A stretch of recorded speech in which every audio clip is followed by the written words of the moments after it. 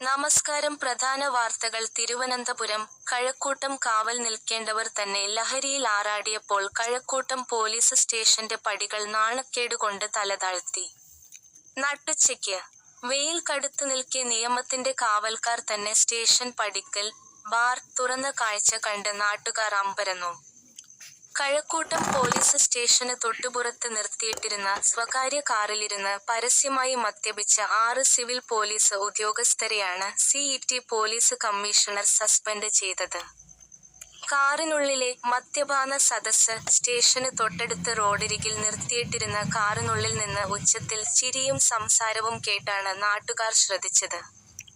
ജനങ്ങൾ തിങ്ങിപ്പാർക്കുന്ന പ്രദേശത്ത്, അതും സ്റ്റേഷൻ നടയിൽ ഇത്തരമൊരു ആഘോഷം നടക്കുമെന്ന് ആരും സ്വപ്നത്തിൽ പോലും കരുതിയില്ല.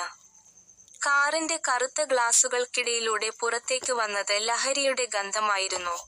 ജനങ്ങളെ പേടിപ്പിക്കേണ്ടവർ തന്നെ പട്ടാപ്പകൽ കുപ്പി പൊട്ടിച്ചപ്പോൾ അത് സേനയുടെ അന്തസ്സിനാണ് മുറിവേൽപ്പിച്ചത്. നാട്ടുകാർ പകർത്തിയ ലൈവ് ദൃശ്യങ്ങൾ. സംശയം തോന്നിയ യുവാക്കൾ മൊബൈൽ ഫോണിൽ ദൃശ്യങ്ങൾ പകർത്തിയതോടെ പോലീസുകാർ പരുങ്ങി. മിനിറ്റുകൾക്കുള്ളിൽ ഈ ദൃശ്യങ്ങൾ സോഷ്യൽ മീഡിയയിൽ വൈറലായി. നാട്ടുകാരെ നിയമം പഠിപ്പിക്കുന്നവരുടെ കയ്യിലാണോ ഈ കുപ്പികൾ എന്ന ചോദ്യം സോഷ്യൽ മീഡിയയിൽ ആഞ്ഞടിച്ചു.